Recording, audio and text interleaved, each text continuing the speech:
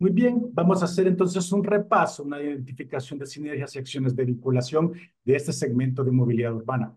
Hemos contado con la experiencia y la participación de ponentes desde el BID, desde CAF, desde la Agencia de Transporte de Yucatán y de la Secretaría de Energía de Honduras. Hemos hecho un recorrido por diferentes temas de movilidad urbana, sobre todo el uso del vehículo, las ventajas y desventajas que ofrece el servicio también de transporte público, cómo los instrumentos, cómo las plataformas, la recopilación de información, los geodatos contribuyen a la toma de decisiones y a la planificación de respuestas para nuestras ciudades. Y también, por supuesto, hemos contado con la experiencia de la electromovilidad como una opción de movilidad sustentable en nuestras ciudades desde Mérida, Yucatán en México y también Tegucigalpa, Honduras. Voy a abrir entonces en este momento el espacio para preguntas y respuestas. También tenemos algunos comentarios en nuestro chat que en estos momentos voy a proceder a compartir con ustedes. Tenemos desde la intervención de El BID un comentario sobre la modalidad de empresa-camión, de cierta manera ya existe en México, como algo que podríamos llamar empresa-ruta. Sin embargo, estas empresas subcontratan conductores con la modalidad persona-camión y la lucha, que no competencia por el pasaje sigue. Es un tema muy complejo, nos comentaba Ricardo García. Voy a leer todas las intervenciones para que después podamos contar con la participación de los ponentes. También agradecen por las reflexiones que se han hecho al respecto de las soluciones a los problemas y valorar aún más el desarrollo urbano y su importancia también en el desarrollo ecológico de las ciudades. También les recuerdo que en el sitio de sureste.org.mx, ahí está el vínculo en nuestro chat, ustedes podrán encontrar todos los documentos y las presentaciones y posteriormente también todas las cápsulas de video de las exposiciones de esta sesión 5. Consultaban también, José Guadalupe, cómo fue la aceptación del transporte por parte del gobierno de Yucatán y de las personas. A Daniela, ya le voy a ceder el micrófono para que podamos también ampliar y compartir con los demás participantes de la sesión. También, cómo los transportistas tomaron esta nueva forma de trabajo y cómo lo han integrado a esta nueva propuesta. Pues son transportistas, personas totalmente nuevos. También, ya Daniela daba respuesta, pero también le vamos a hacer el micrófono en un par de minutos.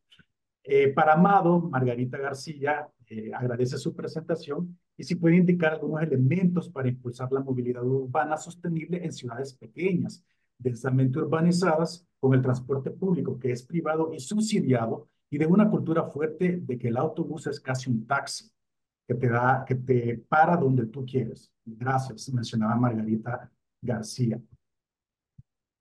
También Ricardo García menciona que efectivamente mucho se ha criticado el uso de fuentes de energía contaminantes para abastecer la electromovilidad y que lo hayan resuelto a través de la generación de energía solar, pues es excelente. Pero otro tema que preocupa, menciona Ricardo, es la disposición final de baterías, cómo están abordando ese tema. También María Leticia consulta a Daniela sobre vaivén de los proyectos exitosos de la administración y consulta si se refiere a que la administración del gobierno es de la administración del gobierno del Estado. Margarita García también consulta cuánto tiempo llevó concretar la electromovilidad en Mérida, Yucatán, y si lleva un registro de reducción de emisiones y otros co-beneficios. Y también tenemos de Marlon Alexander una consulta para el doctor Miguel Figueroa en el caso de UPM FM Intec, que estamos colaborando en el fortalecimiento del ecosistema de electromovilidad. Tenemos una consulta en el caso de la universidad, que tenemos el cargador de auto eléctrico. ¿Cómo nos podemos conectar con los colegas de Costa Rica en función del proyecto de electromovilidad que tienen en marcha con la implementación del autobús? En ese sentido, ¿cómo nos podemos conectar con ellos? Pregunta Marlon Alexander. También tenemos otra consulta de Alejandro Gutiérrez, si la empresa subsidiada por el gobierno, si es subsidiada la empresa por el gobierno o si es 100% una iniciativa privada o una unión de cooperativas. ¿Cómo funciona esa parte, ya que el transporte urbano en México es mayormente público? Menciona Alejandro. María Gracia Victoria dice, es frecuente que los programas donde se involucra el transporte no funcionan del todo, porque este está en manos de empresas privadas a quienes no les agrada que el gobierno trate de regular o intervenir, porque ellos lo que les interesa pues, es prácticamente la ganancia. Y los ejemplos son varios, y menciona que ha visto en Ciudad de México y también en San Salvador, El Salvador.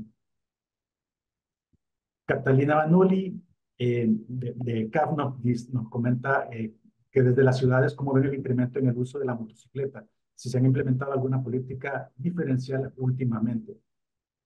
Muy bien, esas son las consultas y los comentarios que tenemos en nuestro chat. Voy a abrir el espacio también para que nuestros ponentes puedan darle lectura, comentar y contestar algunas de estas inquietudes que están en nuestro chat.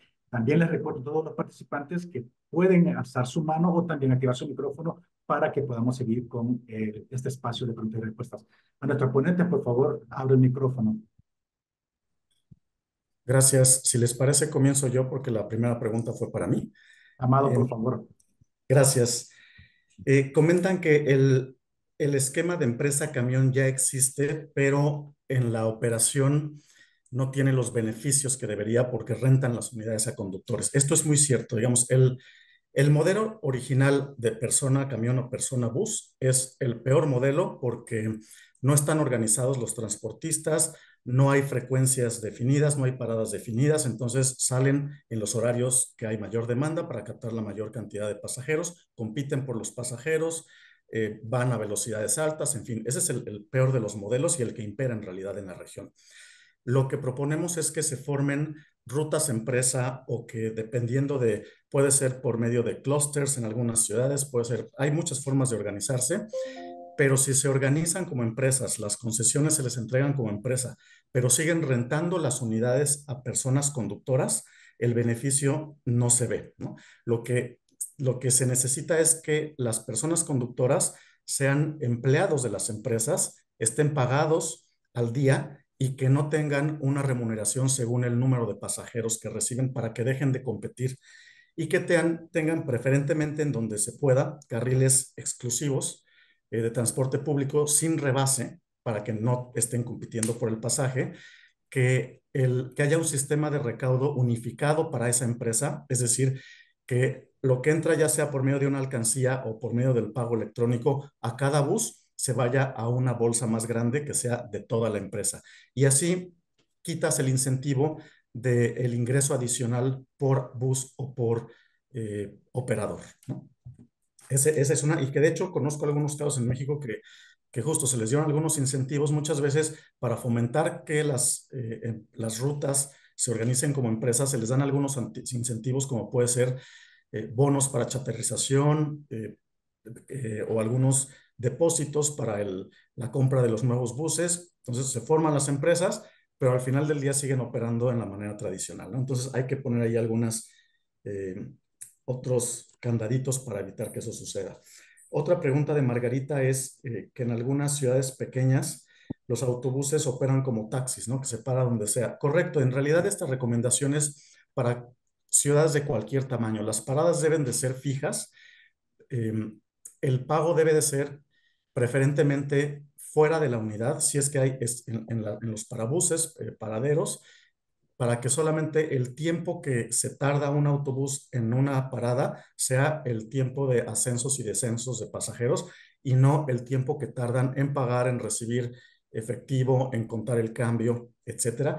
Y también al tener paradas específicas, pues disminuyes el número de paradas y los tiempos de viaje aumentan. La recomendación general es que haya una distancia entre 400 y 500 metros entre cada parada. Esto lo que hace es que la distancia máxima para caminar sea aproximadamente de unos 400 metros o 500 metros para las personas, que son distancias caminables dependiendo, por supuesto, de cómo están estructuradas las ciudades, la orografía, el clima, etcétera, pero lo recomendable es que todas las unidades habitacionales tengan una parada de transporte público a unos 400, 500 metros de distancia. Y también lo ideal es que haya paradas fijas y horarios fijos para que las personas usuarias siempre sepan a qué hora va a pasar su autobús. Esto en ciudades muy grandes saturadas, es muy difícil que sepamos exactamente a qué hora va a pasar, pero ahí se utilizan las frecuencias, ¿no? Saber que la frecuencia va a ser de 5 o de 10 minutos y así ya sabes a qué hora pasa tu autobús. En ciudades más pequeñas, las frecuencias, por supuesto que no pueden ser de 5 minutos, serán quizá de media hora, pero teniendo paradas fijas y horarios fijos, es más fácil que las personas programemos nuestras salidas. Y finalmente, otra pregunta de la motocicleta, que esa es un gran reto que tenemos en la región de América Latina. Ya no es nada más una forma de movilidad que existía en algunas ciudades colombianas, por ejemplo, hace 10, 15 años, sino que a partir de la pandemia ha aumentado muchísimo el número de viajes en motocicleta y el número de motocicletas que hay en las calles. Lo que dicen las empresas que fabrican motocicletas es que deberían los gobiernos de fomentar el uso de la motocicleta porque comparado con el vehículo particular, por supuesto que las emisiones son menores, por supuesto que el espacio público que utiliza una moto comparada con un auto es menor y por supuesto que muchas veces los viajes pueden ser más rápido, aunque si se respetan las reglas de tránsito, que en prácticamente toda la región las motos deben circular por el centro del carril y no entre los carriles, y deben de respetar, por supuesto, los semáforos en alto, etcétera. Los tiempos de viaje no son tan benéficos comparados con el vehículo particular. Sin embargo, ¿qué es lo que está sucediendo en toda la región? Que las personas que utilizan la moto son principalmente personas que antes se movían en transporte público. Entonces, tenemos personas que se movían de una forma más sostenible a una forma menos sostenible y peor aún, los sistemas de transporte público en su gran mayoría no son financieramente viables por sí solos. Son financieramente viables con unidades viejas, contaminantes, con conductores mal pagados, así sí son viables. Pero si queremos un sistema de transporte público moderno, se necesitan subsidios. Y si más personas están bajando del transporte público para subirse a las motos, pues cada vez vamos a tener que utilizar mayores recursos para subsidiar al transporte público. Entonces, no recomendamos fomentar el uso de la motocicleta, menos carriles exclusivos para motocicleta, como ya vi por ahí uno en Sao Paulo. Lo que necesitamos es seguir invirtiendo en transporte público, poner impuestos al uso de la motocicleta, aunque muchos me odian y me avientan tomates y de todo cuando digo esto, pero se tienen que poner altos impuestos al uso de la motocicleta, se tiene que cobrar el estacionamiento de motocicletas en la vía pública, se tiene que regular que todos estén emplacados, que paguen impuestos anuales, que los conductores y las conductoras también tengan capacitación y tengan que ir a capacitación cada 2, 3 años. El número de personas que fallecen en accidentes de tránsito está incrementando porque están incrementando el número de personas que fallecen en motocicleta. Entonces, son más los costos sociales que los beneficios que genera el uso de la motocicleta y vamos a trabajar, estamos trabajando ya en un documento en el BID de qué políticas recomendamos que tomen las ciudades y los países para reducir el uso de la motocicleta. Gracias. Amado, muchísimas gracias. Es interesante el debate sobre el parque de motocicletas, sobre todo porque genera diferentes impactos en todas nuestras ciudades y dependiendo mucho también con la relación que haya de educación vial. Muchísimas gracias, Amado. Voy a hacer el micrófono a Daniela. Varias intervenciones estaban dirigidas a ella, ya están contestadas en el chat, pero también le voy a hacer el micrófono para que pueda compartir con los demás participantes. Daniela, por favor. Claro, sin ningún problema. Comentar rápidamente, ¿no? La Agencia de Transporte de Yucatán es el ente gestor, ¿no? Nosotros no tenemos autobuses. De lo único que estamos encargados y que sí es, digamos, de nuestra propiedad y gestionamos adicional es la infraestructura de carga. Cuando empezó el cambio del sistema, teníamos varias organizaciones ya más o menos, no voy a decir formalizadas, pero bueno, que ya tenían, ¿no? Eran más menos empresas familiares, ¿no? Yucatecas. Y lo que hicimos con ellos fue, tuvimos un poquito la suerte también que muchas de esas concesiones ya estaban vencidas y nadie se había atrevido a moverle, ¿no?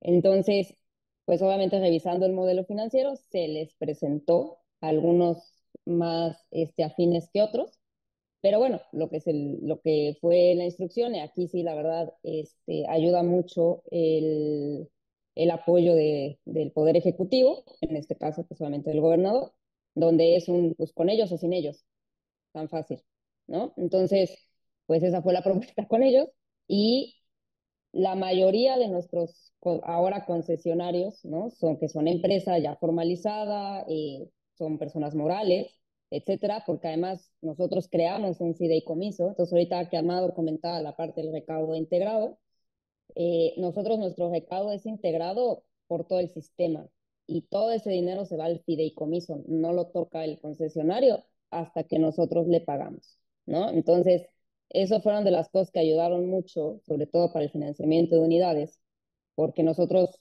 como se lo vendimos al banco, y porque es cierto, es el dinero del recaudo va a ese fideicomiso y cuando toque pagar, primero te pago a ti, banco y se le paga un montón de cosas y al último se le pagará su pago por kilómetro al concesionario. Este pago por kilómetro pues trae todos los costos operativos para dar un servicio de calidad y el costo financiero pues de las unidades, ¿no? Pero bueno, el costo financiero al final pues se le paga directo al banco. Esto porque obviamente los concesionarios querían que págame a mí y yo le pago al banco, pero pues no, no funciona así.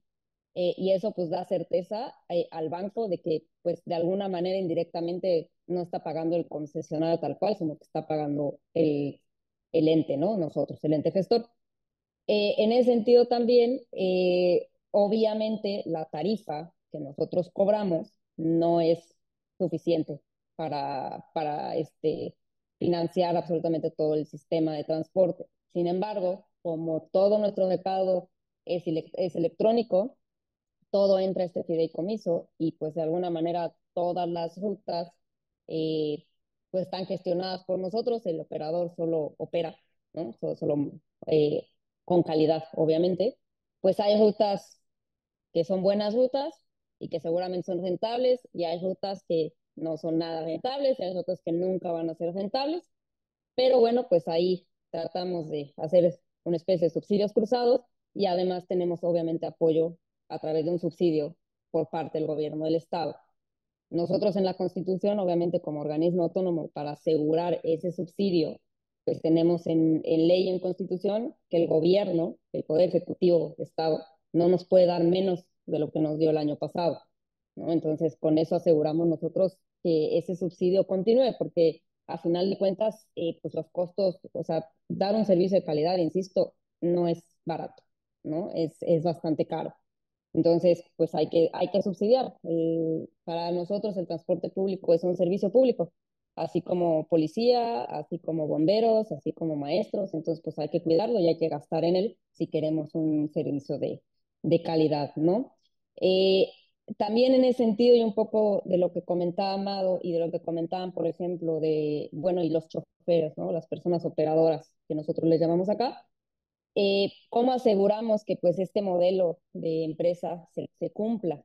Bueno, pues en ese pago por kilómetro, que es bastante generoso porque permite un servicio de calidad y obviamente le permite al concesionario tener una ganancia, pero pues también hay otra parte, que son las deducciones, ¿no? Que obviamente es un contrato a final de cuentas, donde nosotros le decimos, pues si tú no cumples con estos índices de calidad, índices de desempeño, pues te voy a quitar, ¿no? Parte de eso, por ejemplo, es el tema de las personas operadoras. Nosotros tenemos un indicador de que por unidad más o menos son 2.1 personas operadoras. Entonces, si me tienes gente duplicando turnos, te quito dinero.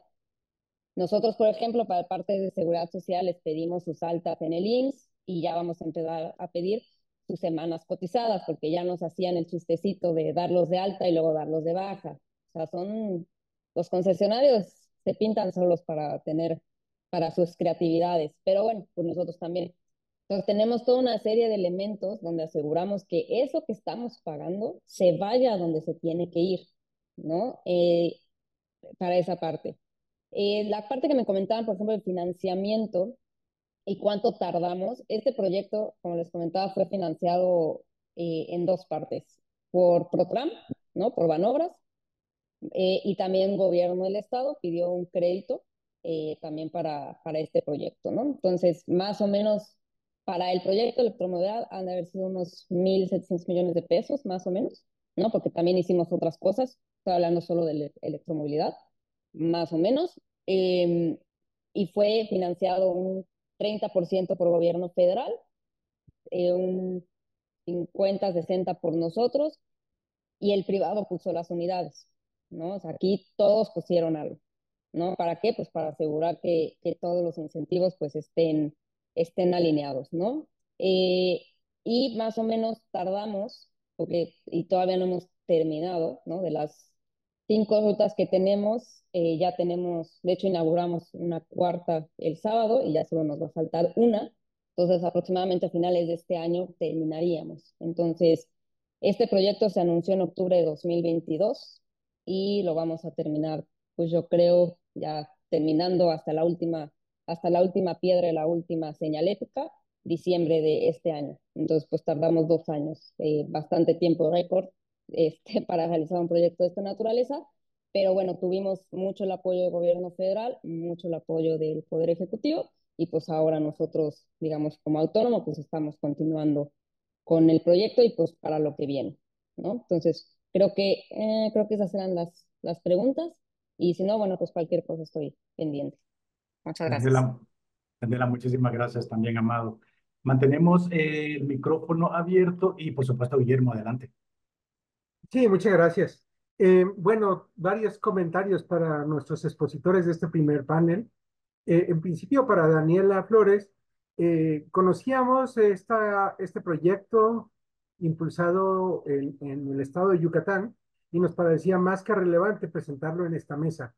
Eh, Sería muy interesante si habría forma como de compartir algunos datos paramétricos del proyecto que es bastante fresco, bastante nuevo y reciente, un poco para poder disuadir de que estas soluciones están en el alcance de las ciudades de la región. Mérida tiene poco más de 1 millón de habitantes. Como has dicho, tienen eh, poco menos de 2 años implementando el proyecto al avance que hoy nos mostraste.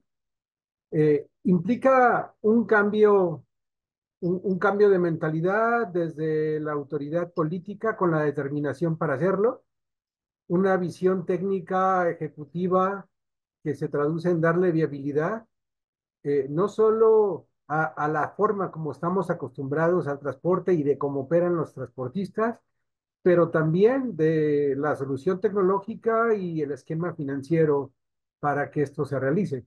Entonces, eh, habiendo referido como todos los frentes que han tenido eh, que desarrollar desde la Agencia del Transporte del Estado de Yucatán, por ejemplo, ¿cuál es el costo ahora de equipar un carril dedicado, 1 kilómetro de carril dedicado para una línea de transporte público? Puede servir como referencia para que en otras ciudades de la región lo estén considerando. El costo de las unidades, bien lo dijiste al inicio de tu exposición, el desarrollo tecnológico avanza pues cada semestre y por lo tanto es difícil comparar la solución tecnológica de las baterías de un autobús con las que están saliendo en el mercado, pero establecer esos parámetros creo que puede ser muy útil para las ciudades de la región. El hecho de que el proyecto se haya implementado no por el gobierno de la ciudad, sino por el gobierno del estado, también le permitió como ciertas ventajas que en el ámbito municipal los tiempos son mucho más breves. Por ejemplo, para quienes nos acompañan desde la región mesoamericana, tendremos cambios de autoridades municipales a partir del 1 de octubre, y el gobierno del estado también concluye su periodo de administración, pero ellos terminan en diciembre. Entonces, hay margen para poder ejecutar su plan de acción. Esta es así como una petición para Daniela, si habría forma de luego nos compartieras algunos como parámetros de referencia para que otras ciudades de la región realmente consideren seriamente el que estas soluciones están en el alcance, ¿no? Tendría otros comentarios para Amado y para Catalina, después de tus comentarios, Daniela. Claro que sí, Guillermo, sin problema.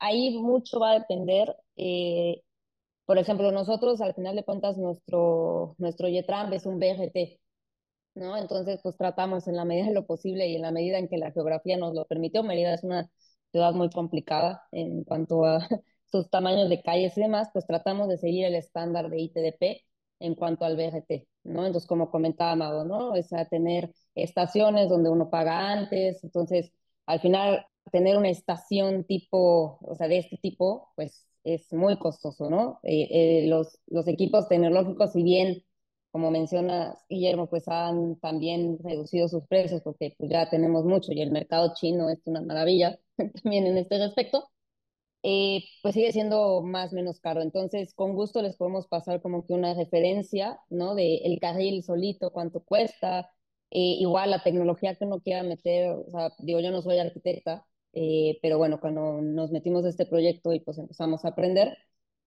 pues obviamente te empieza a maravillar de la cuestión tecnológica y obviamente sus costos asociados, ¿no? La semaforización que se usa particularmente aquí en Yucatán, pues tiene mucha tecnología en cuanto a fora, permite poder hacer esta priorización de paso, entonces esos son muy costosos, ¿no? O sea, promedio una intersección nos cuesta 6 millones de pesos, por ejemplo. Un carril exclusivo, sin contar el, así promediando más o menos si es parada, estación y más, unos 14 15 millones de pesos. Entonces digo, pasamos el dato y obviamente la infraestructura de carga, la inversión inicial siempre es muy cara, pero si uno piensa en las posibles economías de escala, por ejemplo, del modelo que utilizamos nosotros, pues esta infraestructura, que ahí es donde por eso no coincidimos mucho en cómo usan el modelo ahorita, ¿no? De incluir luego a veces la infraestructura de carga con el mismo operador, porque pues tienen tiempos distintos. Una buena infraestructura eléctrica y de carga te debe durar 30 años. Tal vez los cargadores no, porque igual tenemos unos cambios tecnológicos muy impresionantes, pero por lo menos toda la infraestructura detrás, pues sí debería de durar más años que la concesión. Entonces, pues luego el operador, ¿no? Que se asoció seguramente con alguna empresa de energía, pues mete esos costos, ¿no? En algo que para que tú le pagues en su pago por kilómetro, y pues la verdad es que no es muy justo para el que lo paga, ¿no? Por eso nosotros decidimos sacarlo de la ecuación y lo gestionamos nosotros para aprovechar estas posibles economías de escala. Pero sí, sin ningún problema nosotros podemos hacer una tablita con elementos, sobre todo aclarando qué elementos son los caros, ¿no? ¿Qué elementos es el que te cambia si te cuesta un kilómetro 14 millones de pesos o te cuesta 20 millones de pesos, ¿no? Porque sí depende mucho de toda la tecnología que le quieras meter y qué tan, y también la misma geografía que tanto te lo permita, por ejemplo, que puedas lograr una accesibilidad completamente universal cada kilómetro, ¿no? Porque todo eso, esa parte cuesta, quitar postes de CFE es muy costoso y muy complicado, ¿no? Igual, ¿no? Entonces hay muchos como elementos que son variables, pero con mucho gusto lo hacemos, ¿no? Para hacérselo llegar y pues sobre todo lo más importante para que sea útil para todas las demás ciudades. Y nada más un comentario, nosotros pudimos hacer el tema a nivel estatal porque en Yucatán el transporte público se regula a nivel estatal. Entonces eso es como que una ventaja para nosotros. Entonces nosotros no solo regulamos el transporte público en Mérida, zona metropolitana, sino en todo Yucatán. Entonces, de hecho, tenemos rutas del sistema Vaivén en municipios que no son Mérida, ¿no? Valladolid, Tizimín y Tecash y los que se vienen, ¿no? Dependiendo obviamente cómo va creciendo cada una de los municipios y las ciudades. Pero eso sería todo y con mucho gusto compartimos la información. Gracias. Gracias, Daniela. Quisiera destacar algo que está implícito en lo que nos compartió Daniela y en lo que vamos a ver más tarde en el sistema de gestión de residuos sólidos de la área metropolitana de Mérida, en el cual me parece que han tenido un acierto de mirar el proyecto desde una visión pública, aunque haya participantes privados. Y tú has bien dicho que considerando las infraestructuras, sobre todo en el tema de la carga de energía, ustedes decidieron que eso corría por cuenta del Estado a través de esta instancia descentralizada y que el tema de las unidades móviles, pues ya eso lo asumían los prestadores de servicios, lo cual te permite separar con claridad y justicia el esquema de participación de cada uno y eso asegura una mayor viabilidad en el interés público de estos servicios. Muchas gracias. Gracias a ustedes. Muy bien. Mantenemos entonces el espacio abierto. Muchísimas gracias por todos los comentarios que se han y los intercambios que se han dado. Mantenemos el espacio abierto por si alguien quisiera hacer otro comentario u otra consulta. También el micrófono pueden abrirlo para compartir con nosotros sus comentarios. Guillermo, por favor, adelante. Bueno, no abusaré, simplemente tenía la inquietud de pedirle a Amado y a Catalina el ver si es posible trabajar un proyecto para que las ciudades de la región pudieran ser invitadas y decidan participar, ahora sí, a libre albedrío, en los trabajos del Observatorio de Movilidad Urbana, que nos compartió Catalina, que es un proyecto de la CAF junto con el BID. Creo que el trabajar con autoridades locales para conseguir datos y establecer parámetros, indicadores, ayuda a tomar conciencia sobre el estado de la cuestión y eso también creo que puede ayudar a definir decisión política por adoptar política pública en la materia. Eh, en octubre toman posesión autoridades municipales en todo el país y creo que bien podríamos hacer una campaña regional para que las ciudades de la región que así lo desean pudieran participar en un proceso de inducción, como para conocer de qué se trata el Observatorio de Movilidad Urbana, qué, cuáles son los beneficios de participar y qué necesitamos de cada actor local, un poco para darle viabilidad. Básicamente ese planteamiento, Amado, si puedes analizar esta petición y compartirla con Catalina, sería excelente. Por supuesto que sí, gracias Guillermo. La que está encargada de esta iniciativa es más Catalina, pero te sugiero que nos escribas un correo a los dos y por supuesto que vemos la forma de integrarlos. Y yo me disculpo, me tengo que ir a otra reunión. Muchísimas gracias por la invitación, por las preguntas y felicitaciones por la organización de este encuentro. Amado, muchísimas gracias por su participación. Tenemos una mano levantada de Janet Amador. Por favor, adelante. Hola, mucho gusto. Soy Jenny Amador, soy de la Secretaría de Energía, pero me gustaría solamente participar como una usuaria, ¿verdad?, del sistema de transporte. A nivel de nuestro país, bueno, tiene que, todo lo que nos están planteando también implica ciertas limitantes o ciertos obstáculos que tenemos que sortear, como el tema de la seguridad, por ejemplo. O sea, aquí no solamente nos enfrentamos a un tema de seguridad a lo interno de las unidades, sino que también las mismas unidades, pues muchas veces pertenecen a, a personas de dudosa procedencia. Entonces, cuando se aplican cuestiones, simplemente se ponen en paro y no se mueve, ¿verdad? Porque están cuidando mucho el tema de sus intereses, están cuidando mucho el tema de si hay un cierto subsidio, pero también el tema de la seguridad, sobre todo, le felicito por el tema de las alternativas, de las opciones que nos plantean. Tiene que tener esta mirada también de género, ¿verdad? Muchas personas que hemos decidido, me llama la atención de que pasamos de un sistema como tener un carro, ahora andamos en motocicleta, o venimos del transporte público, ahora andamos en motocicleta, por el tema de la seguridad. Claro, tenemos mayor probabilidades de accidentes. Por ejemplo, en mi caso, tuve un accidente el año pasado y la gente me dice, pero igual siempre andas en moto. Es que si me voy en transporte público, como pago Uber, me sale demasiado caro. Entonces, ¿por qué es el sistema que me parece un poco más seguro para mí como mujer?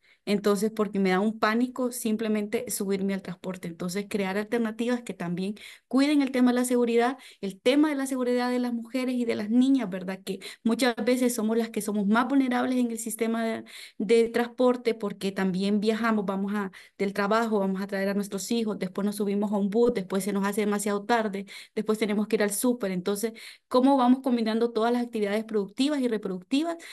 Y cómo el sistema público transversaliza, porque movernos es fundamental, ¿verdad? Movernos es fundamental y les felicito por todas las alternativas que presentan. Me gustan mucho todas las opciones que están haciendo en México y cómo les puso la compañera. Bien, muchísimas gracias por su intervención. Claro, es importantísimo tener en cuenta la perspectiva de género y sobre todo los aspectos de seguridad en cuanto al transporte y la movilidad urbana. Daniela, por favor. Y es un punto, qué bueno que lo tocas, Jenny. La verdad es que es un punto que nosotros tratamos de cuidar mucho. Todas las personas operadoras eh, de nuestro sistema pasan, de hecho nosotros tenemos un instituto de capacitación de personas operadoras, parte de diversos cursos, ¿no? Y además de saber manejar un autobús, tener simuladores y demás, hay un ejercicio bastante fuerte que de hecho traemos con la Secretaría de Mujeres acá en Yucatán, que es justamente qué hacer y cómo prevenir el acoso en las unidades, ¿no? De hecho, tenemos casos donde los operadores han seguido estos protocolos. De hecho, acá va a salir pronto en el diario oficial de nosotros ya el protocolo, digamos que ya aplicábamos, pero ahora ya va a salir oficial. Entonces, nuestras personas operadoras están capacitadas para atender estos incidentes. Adicionalmente, digo, particularmente Yucatán, particularmente la ciudad de Mérida, están clasificadas como las ciudades más seguras, de hecho, a nivel incluso mundial. Sin embargo, obviamente, no descuidamos el tema y obviamente también hemos instalado elementos de seguridad que además dan una percepción de esta misma seguridad a las personas, ¿no? Que es, por ejemplo, todos nuestros autobuses, eléctricos o no, todo el sistema tiene cámaras, ¿no? Tiene cámaras al interior. Obviamente, afortunadamente, así que nuestros colegas de la Secretaría de Seguridad Pública de Yucatán, nosotros somos el estado con más cámaras per cápita del país, entonces también ahí hay un elemento, el tiempo de respuesta del personal de policía es muy rápido, ¿no? Entonces sí hemos trabajado ese tema y además de los elementos también de la misma infraestructura asociada, porque no solo es el autobús, ¿no?